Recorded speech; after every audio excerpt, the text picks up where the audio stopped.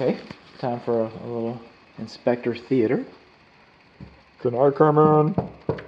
Come on in, Mr. Fire. The door's open for you. You always make me feel so warm and welcome. I never get tired of that joke, but no, this door is supposed to have self-closing mechanisms on it, all right?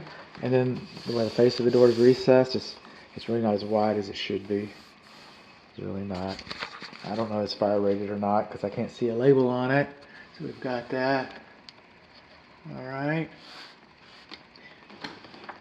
Most of the things we care about, although there are things in the garage we might care something about, most of the things we care about are on that side of the door.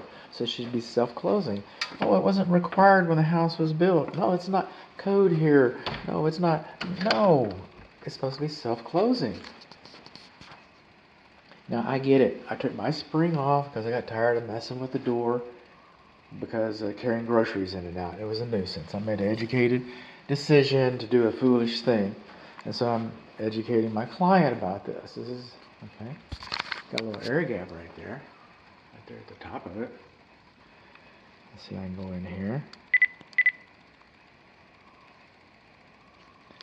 Air gap at the top of the garage pedestrian door. That's my method. But that's not why we're here. We're here for the garage overhead door. The garage metal panel overhead door opener.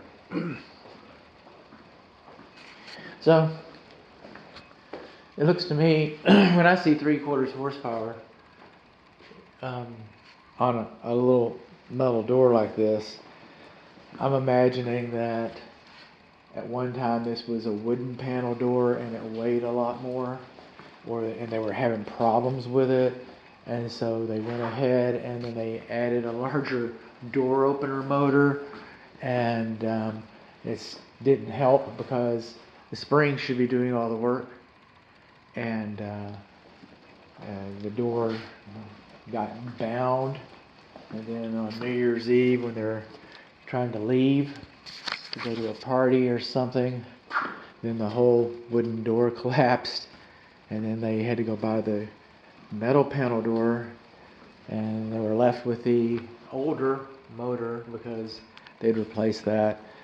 And how do I know that? Okay, so enough about my personal experiences. Let's talk about this door in the here and now.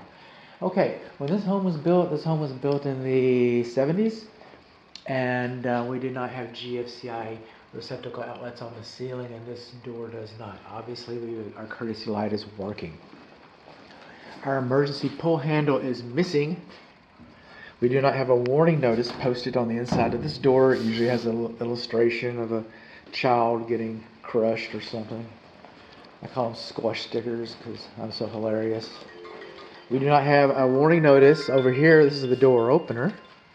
Wait a minute. Word from our sponsor. Okay. So, we do not have a warning notice posted here on the switch. We do not have a warning notice posted over here. We do not have GFCI, and we do not have an emergency pull handle right there on that device right here in case we have a problem.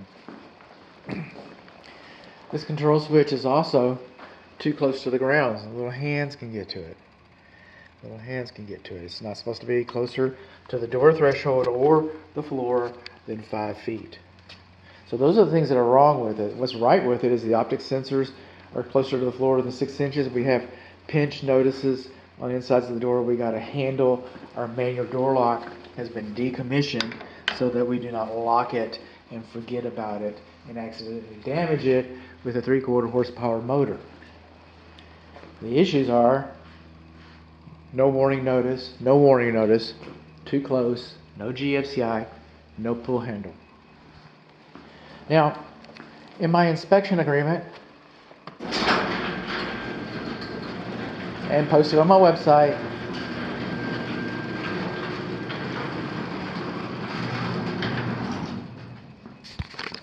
and in this report, I do not do block tests. Okay? I made a business decision. Do no harm. I have instructions baked in the inspection report that will let you know, how to do a block test. If my client wants to do a block test, and I encourage that, but I'm not going to do it. If the seller could demonstrate, or the seller's realtor could demonstrate the block test for my client, that would be good too. But I'm just going to test the optic sensors. I'm going to take my big old flat zombie hoof. It's bigger than my other hoof. I'll come over here, I'm going to push the button, and I'm going to take my foot, my hoof, and break the beam over there. And we're going to learn whether or not. Okay, so we do have a safety reverse. We just don't know if it was adjusted to meet your personal needs. And safety is such a personal thing. Maybe we want to do that. So